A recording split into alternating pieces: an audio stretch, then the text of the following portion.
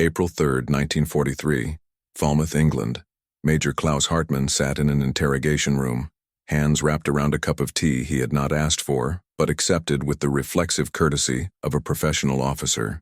36 hours earlier, he had commanded a coastal battery in Brittany. Now he was a prisoner, captured during a commando raid that had destroyed his position in 17 minutes of controlled violence, so precise it seemed choreographed. The British intelligence officer across the table was polite, offering cigarettes and asking about Hartmann's family.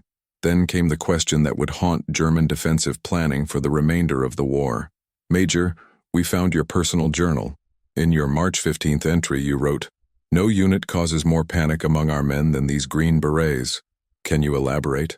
Hartmann stared at his tea, watching steam curl upward like smoke from burning installations. He had written those words after his third false alarm in as many weeks. Sentries firing at shadows, patrols returning with wild reports of figures in the darkness, entire companies standing alert through night after night of imagined threats.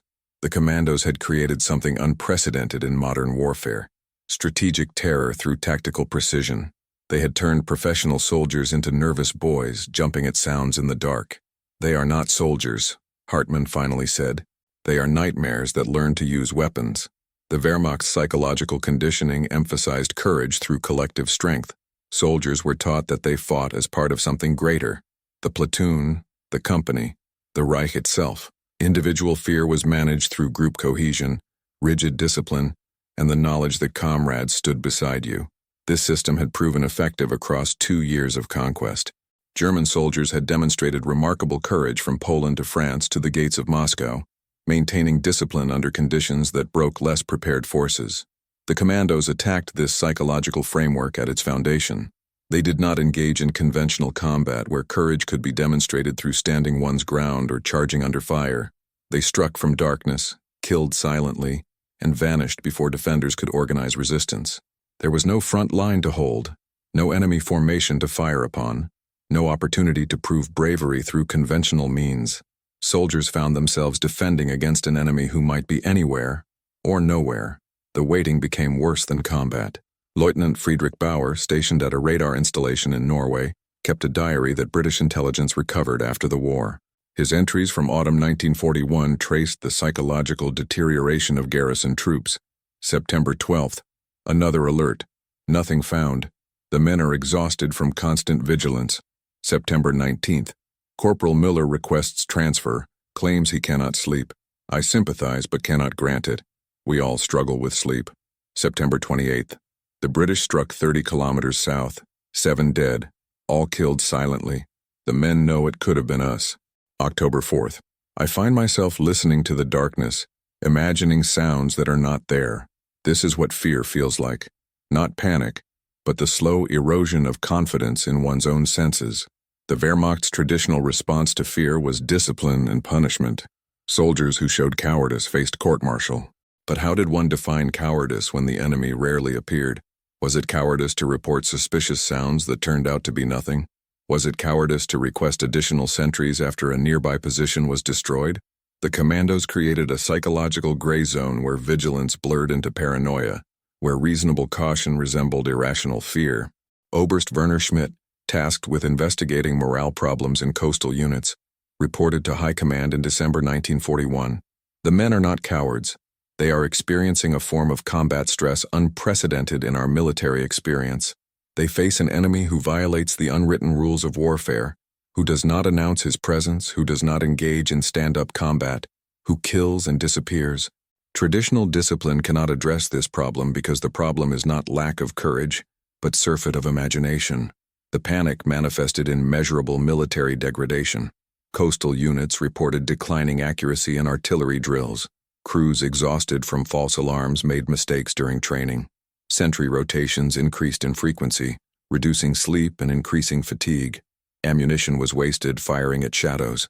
Patrols returned early, claiming to have covered their routes but admitting under questioning that they had avoided certain areas deemed too quiet or too exposed. The Wehrmacht's vaunted discipline was eroding through attrition of confidence. German medical officers documented the phenomenon in clinical terms. Hauptmann Dr. Ernst Vogel, stationed at a field hospital in Normandy, treated increasing numbers of soldiers with symptoms resembling shell shock, despite never having experienced conventional combat.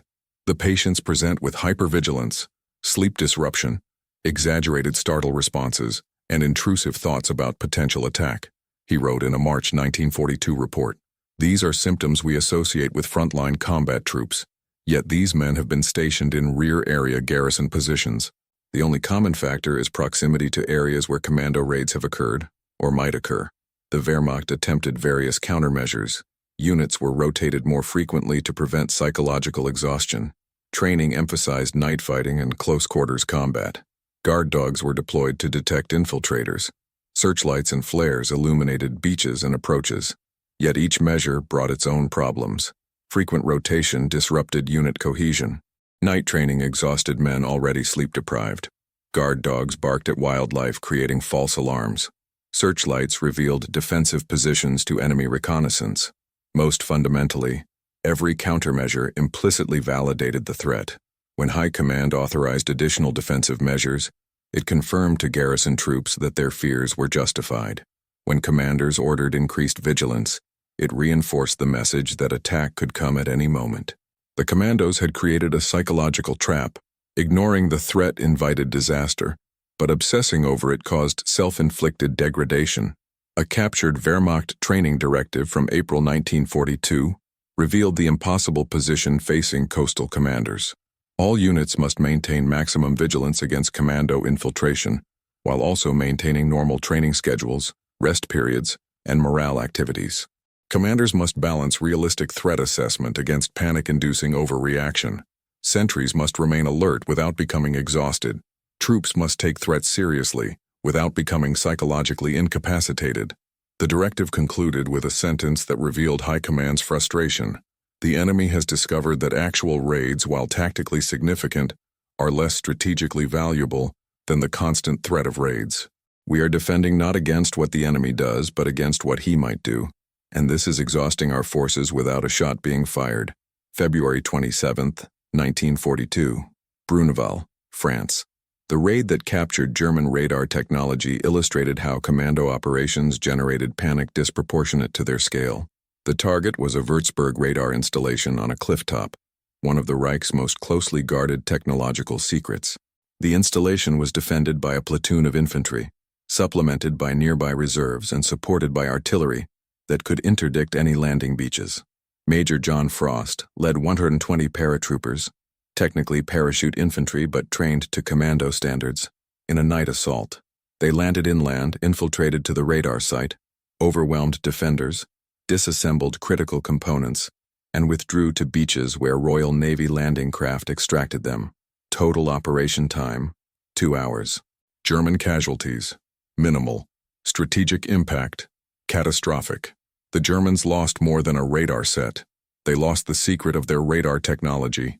British scientists immediately began developing countermeasures. They lost confidence in their coastal defenses. If a clifftop installation could be raided, what couldn't be? Most devastating, they lost the psychological advantage of technological superiority. The Würzburg radar had represented German scientific excellence, protected by military might. It had been dismantled and carried away like luggage. General Major Wilhelm Martini, responsible for Luftwaffe signals intelligence, wrote a blistering report. The enemy conducted detailed reconnaissance of the installation, planned the operation with precision exceeding our own operational planning standards, inserted forces through our defensive perimeter, achieved their objective despite alert defenders, and withdrew with captured equipment. This suggests intelligence capabilities and operational boldness we fundamentally underestimated. But the report's most revealing section addressed psychological impact. News of this raid has spread throughout the coastal defense network, despite our attempts at secrecy. Units guarding sensitive installations now request reinforcement, report increased stress, and demonstrate reduced confidence in their defensive capabilities. The enemy achieved a strategic effect far exceeding the tactical significance of capturing one radar set. They demonstrated that our most secret, most heavily guarded installations are vulnerable. This creates panic, controlled, professional panic, but panic nonetheless. The Bruneval raid established a template the Commandos would repeat: meticulous reconnaissance, precise planning, overwhelming violence at the point of contact, rapid withdrawal, and strategic impact disproportionate to forces committed. Each successful raid validated German fears while invalidating German countermeasures. The message was clear. Nowhere was safe, nothing was secure, vigilance was necessary but insufficient. Lieutenant Hans Weber, stationed near Bruneval, wrote in his diary, "If they can take Bruneval, they can take anything. We are defending everything, which means we are defending nothing. The panic is not that they came, it is that they can come anywhere, anytime, and we cannot stop them." The panic propagated through German military culture in ways that confounded traditional leadership. Officers trained in Prussian military tradition understood fear as something to be controlled through discipline, suppressed through willpower, overcome through courage. But the fear induced by commando operations was different. It was rational, professional assessment of genuine threat. Telling soldiers not to fear the commandos was like ordering them not to fear artillery fire. The threat was real, and experienced soldiers knew it. Hauptmann Otto Steiner, a company commander in the Channel Islands, attempted to address morale through traditional methods. He delivered speeches about German superiority, emphasized the commandos' limited numbers, reminded his men that most raids failed to achieve strategic objectives. His troops listened respectfully, then continued requesting additional sentries, reporting suspicious activities, and demonstrating stress symptoms. Finally, in frustration, Steiner asked his most experienced sergeant, a veteran of Poland, France, and Russia, for honest assessment. The sergeant's response, recorded in Steiner's diary, cut through official optimism. "Sir, the men are not afraid of dying. We have all faced death. We are afraid of dying uselessly, killed in darkness by an enemy we never see, defending a position that is irrelevant to the war's outcome, with our deaths reported as casualties during routine security operations. SEAL, the commandos make us feel like mice guarding cheese from cats. We can be alert, we can be brave, but we are still mice, and they are still cats." This psychological dynamic created a crisis in German military identity.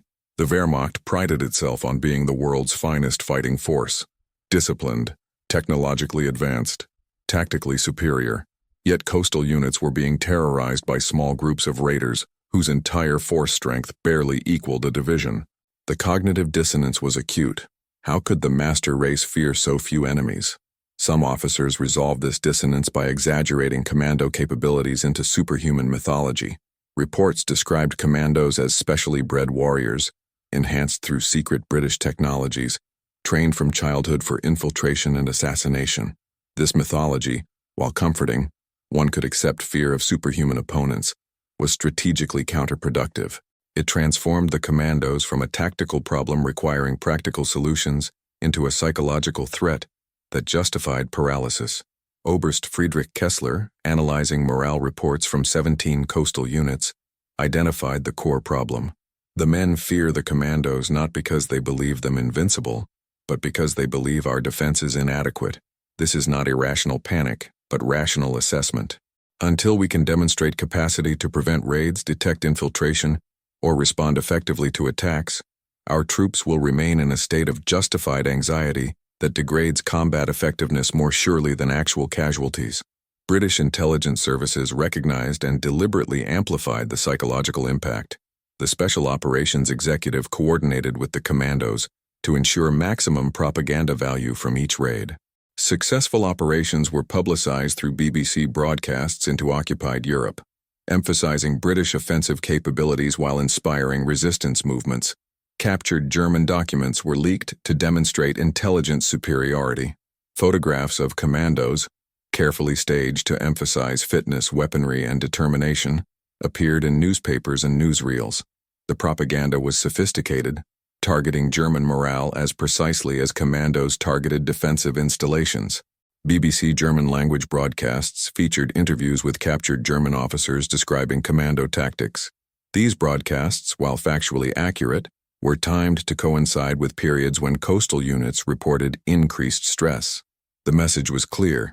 The commandos were coming, the defenses were inadequate, and German soldiers were justified in their fear. Simultaneously, British intelligence conducted deception operations designed to multiply the commandos' apparent numbers. False radio traffic suggested commando units that didn't exist. Captured agents were fed misleading information about commando training capacity and operational planning. Double agents within German intelligence networks reported commando preparations for raids that would never occur. The cumulative effect was to create the impression of vast commando forces conducting coordinated operations across thousands of kilometers. Abwehr analysts struggled to separate reality from deception. A May 1942 intelligence assessment concluded, British commando forces are estimated at 10,000–30,000 personnel, organized into multiple specialized units with global operational capability. However, this estimate is derived from fragmentary evidence and may include non-commando special forces. Actual commando strength may be significantly lower or higher. We lack reliable intelligence on training capacity, operational planning, or strategic objectives. The uncertainty was itself a weapon. German commanders planning coastal defenses could not determine how many commandos they faced, where they might strike next, or what capabilities they possessed. Every estimate seemed simultaneously too high and too low. Too high because the actual raids involved small forces. Too low because those small forces achieved disproportionate results. General Major Anton Weiss, responsible for coastal defense planning in Normandy, wrote in frustration, "We are shadowboxing. The enemy presents multiple faces, sometimes small raiding parties, sometimes company-strength assault forces, sometimes individual infiltrators. Intelligence cannot provide reliable estimates.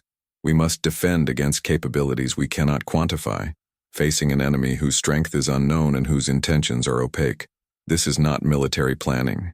It is strategic guessing.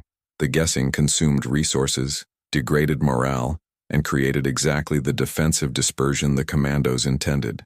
British intelligence had weaponized uncertainty, transforming psychological operations into force multipliers as effective as tanks or aircraft. The panic manifested differently at various levels of command. Junior officers, directly responsible for men's lives, experienced it as constant vigilance bordering on exhaustion. Field-grade officers faced it as unsolvable operational problems. Too much coastline, too few troops, inadequate intelligence. Senior commanders encountered it as strategic paralysis, unable to concentrate forces because threats existed everywhere, unable to predict enemy actions because intelligence was fragmentary and contradictory. Feldmarschall Gerd von Rundstedt, Commander-in-Chief West, confronted this paralysis daily. His forces defended thousands of kilometers of coastline from Norway to southern France. Intelligence suggested the Allies would invade somewhere, sometime, but where and when remained unknown. The commando raids provided tactical intelligence. This beach was vulnerable, that radar station was exposed, but created strategic confusion. Were the raids reconnaissance for invasion? Diversions to disguise actual invasion sites? Independent operations with no connection to invasion planning?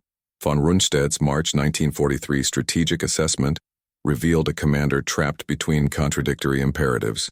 We must concentrate forces to defeat invasion when it comes, but we cannot predict where invasion will occur. We must strengthen defenses at probable landing sites, but the enemy's raiding pattern suggests no clear preference. We must maintain mobile reserves for rapid response, but fuel shortages and Allied air superiority limit mobility. We face an enemy who exploits our every weakness while concealing his intentions. The assessment concluded with a request that Hitler denied: transfer of panzer divisions from the Eastern Front to create a strategic reserve capable of defeating invasion, regardless of where it occurred. The denial reflected competing demands on limited resources, but it also reflected a psychological reality.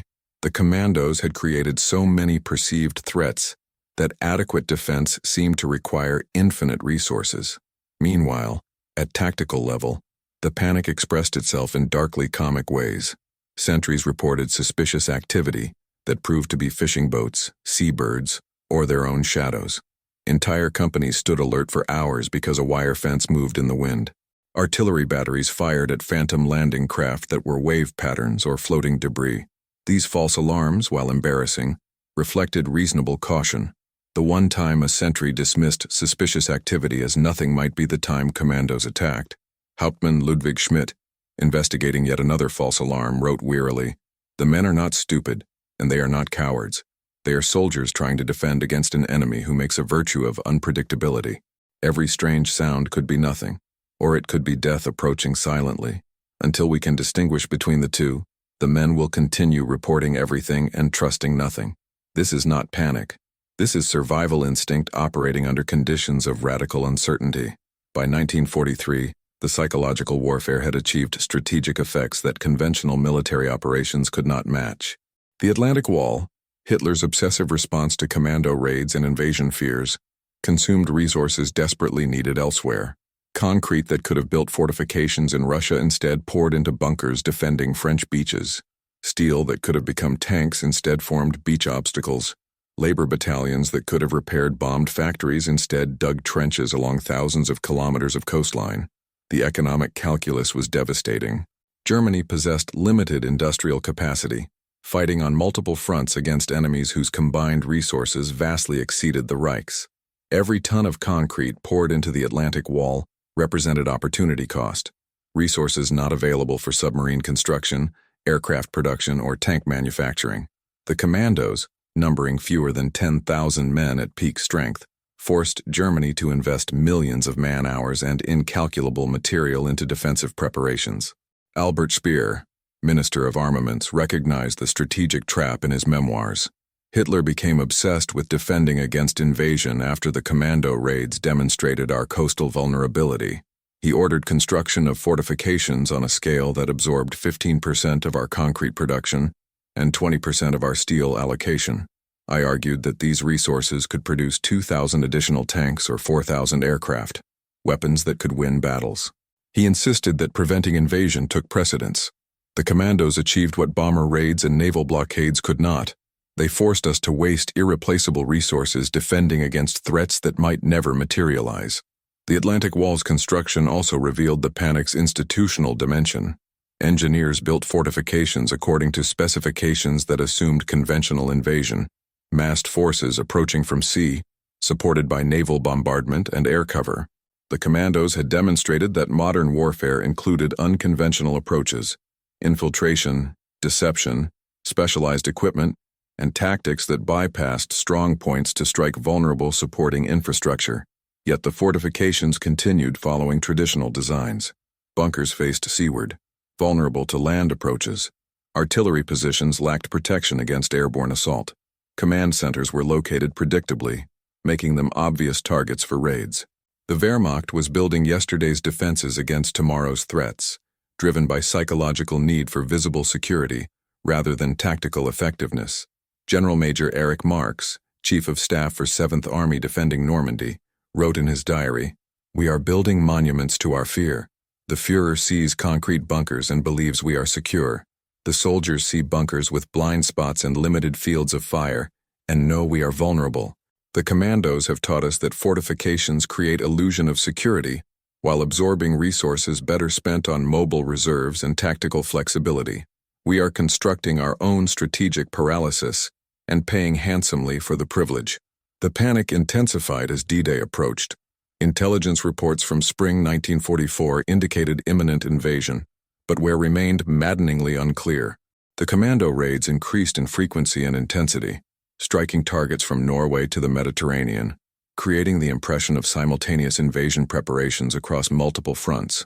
German intelligence services, already overwhelmed trying to distinguish real threats from deception, faced operational paralysis.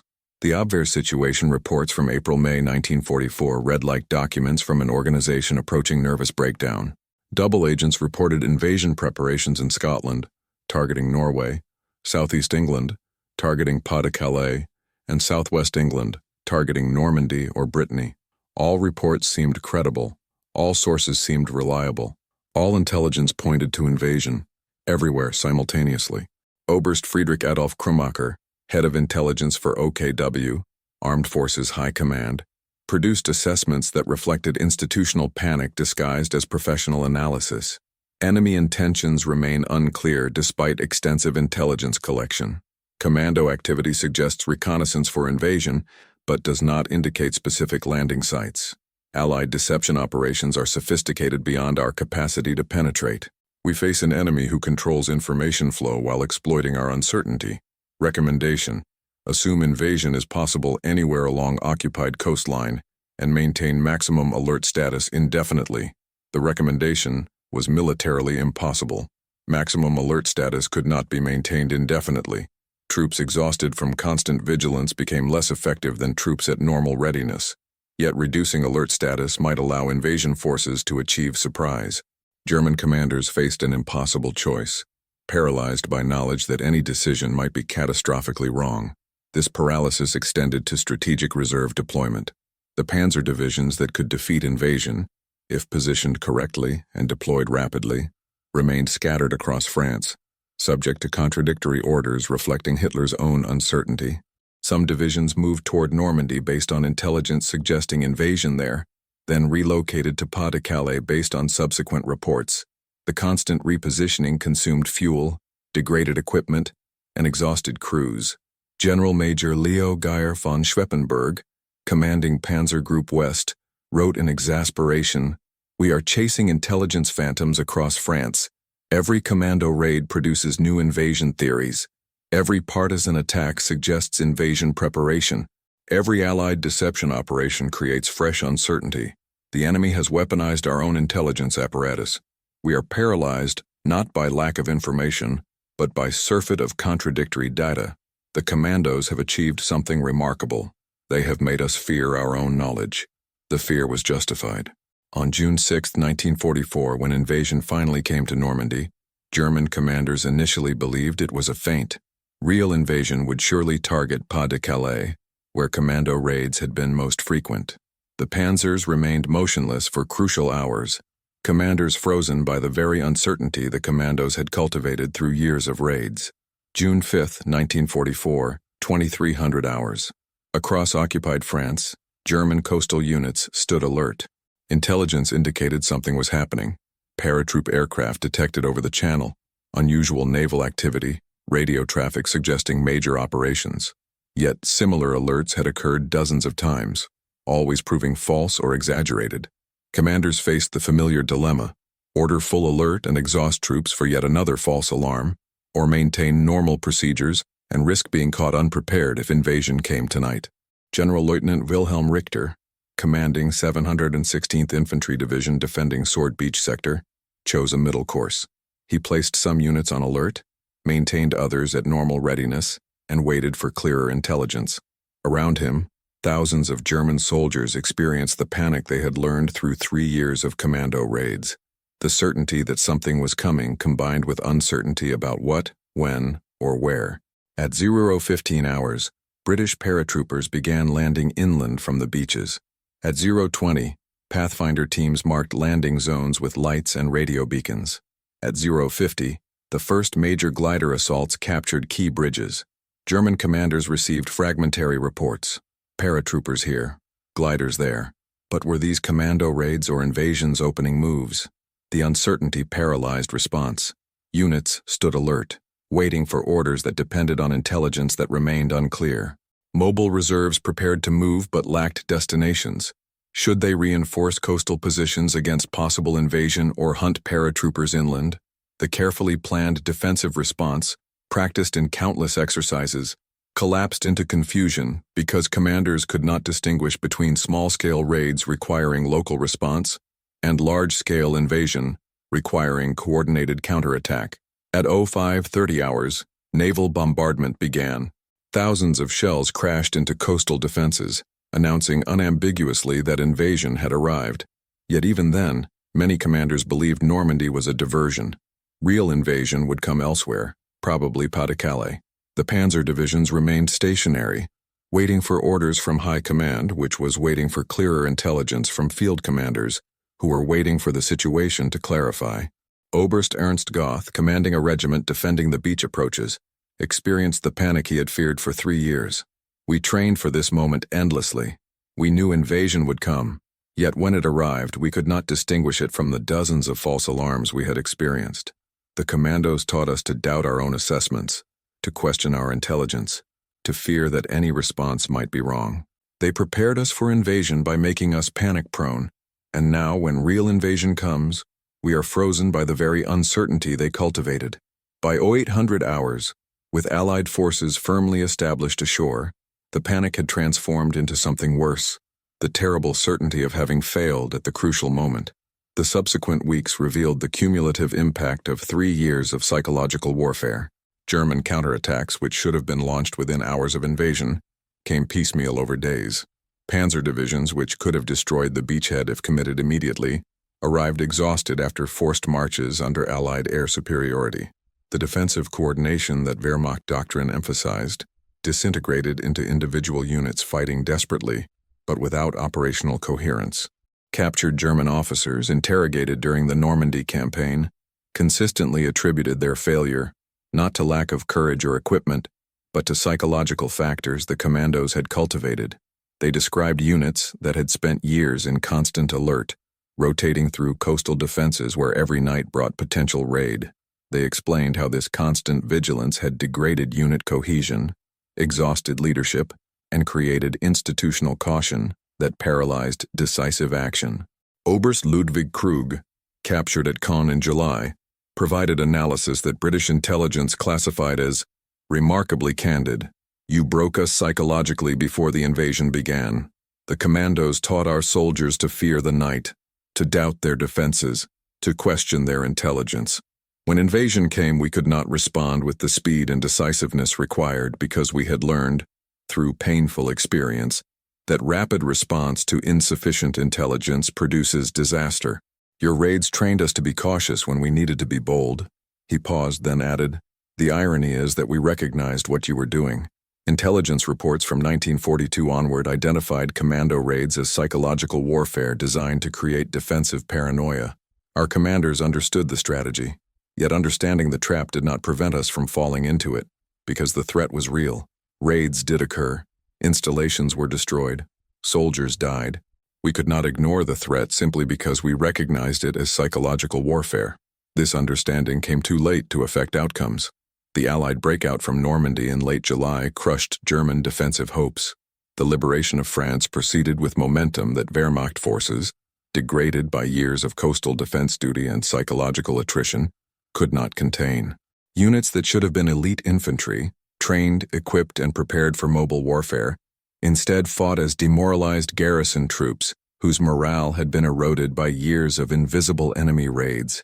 General Major Hans Speidel, Chief of Staff to Rommel, wrote in his memoirs, "The Commandos achieved something unprecedented in military history. They defeated us psychologically before we engaged them militarily. When invasion came, we faced not merely superior numbers and firepower, but our own accumulated fears. And fear, properly cultivated, defeats armies more completely than bullets ever can." The final psychological impact emerged in prisoner of war camps, where captured German soldiers processed their defeat.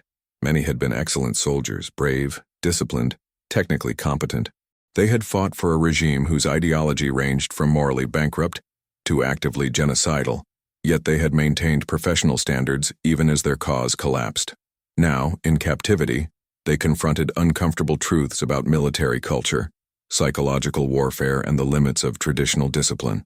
Informal discussions among captured officers, monitored by British intelligence, revealed remarkable self-awareness.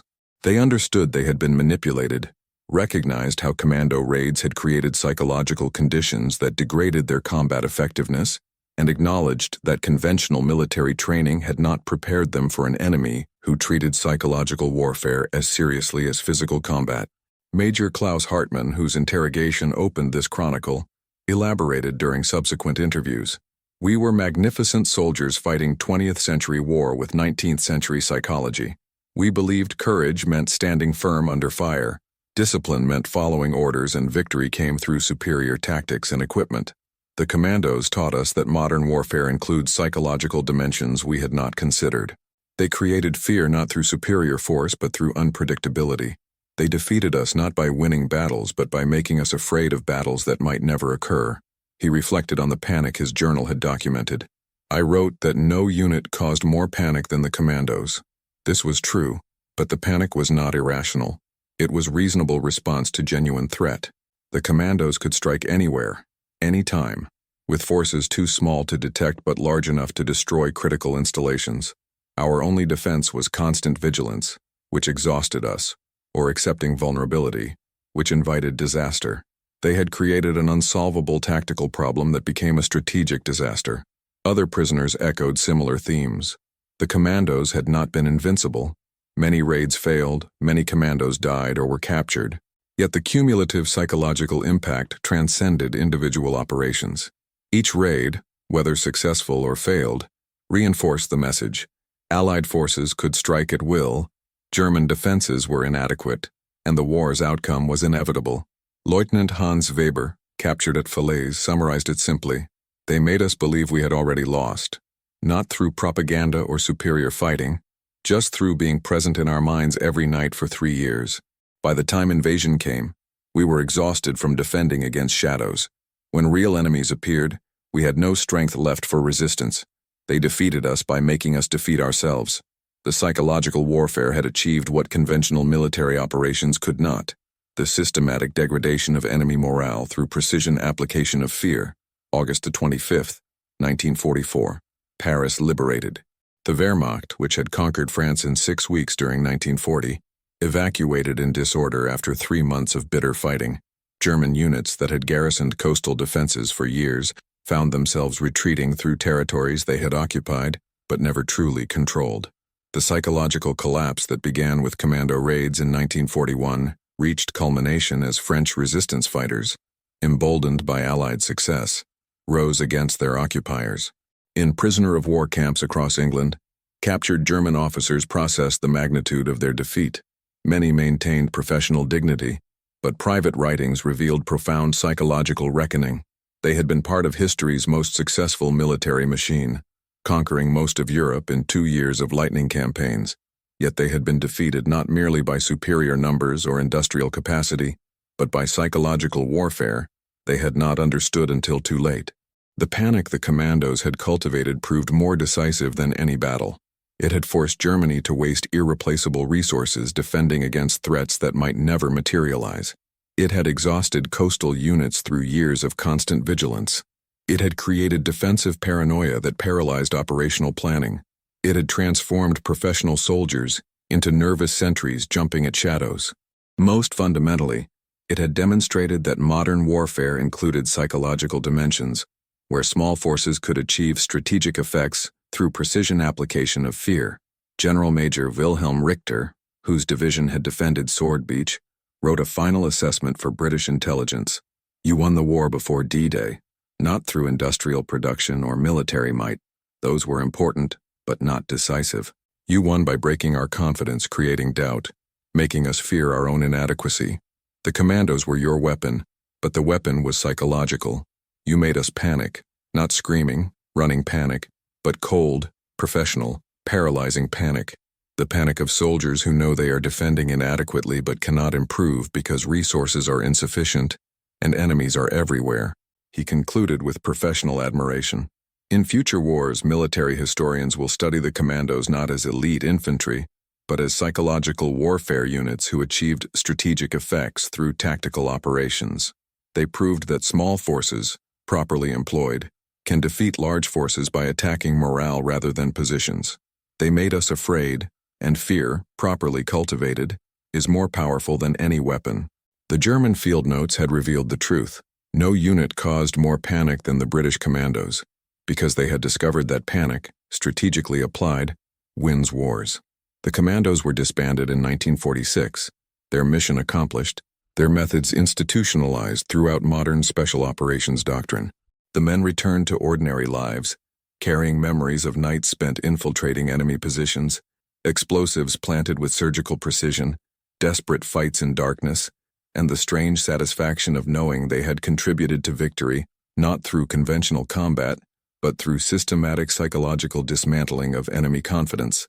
The German officers who survived returned to a nation divided and occupied, their military traditions discredited by the regime they had served. Yet their personal writings, published decades later, consistently acknowledged the commandos' effectiveness. These were not bitter rationalizations from defeated men, but professional assessments from soldiers who recognized they had encountered something unprecedented, an enemy who weaponized fear as effectively as any artillery. The legacy extends beyond military history.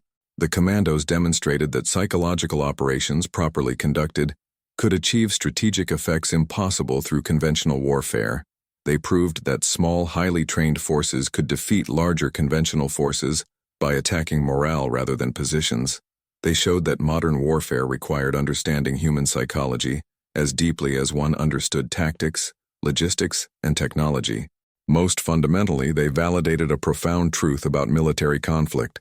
Courage alone cannot overcome systematic psychological warfare. German soldiers were not cowards. They were professionals who fought bravely when given enemies they could see and orders they could execute. But the Commandos denied them both, creating invisible threats and operational uncertainty that conventional discipline could not address. 70 years later, every serious military power maintains special operations forces modeled on commando principles. The techniques refined on Norwegian fjords and French beaches now constitute standard doctrine: small unit infiltration, precision strikes, psychological operations integrated with tactical actions. Understanding that defeating enemy morale is as important as destroying enemy equipment. The German field notes revealed this truth with painful clarity. Major Klaus Hartmann's journal entry, "No unit causes more panic than the British Commandos," was not mere observation but confession. The Wehrmacht, history's most successful military machine, had been systematically dismantled by raiders who understood something fundamental. In modern warfare, the mind is the ultimate battlefield, and fear, properly weaponized, defeats armies more completely than bullets ever can. They came from darkness, struck with precision and vanished into legend, leaving behind enemies who learned to fear the night and the silent approach of men who had made panic their most effective weapon. The shadows won the war before the guns ever spoke.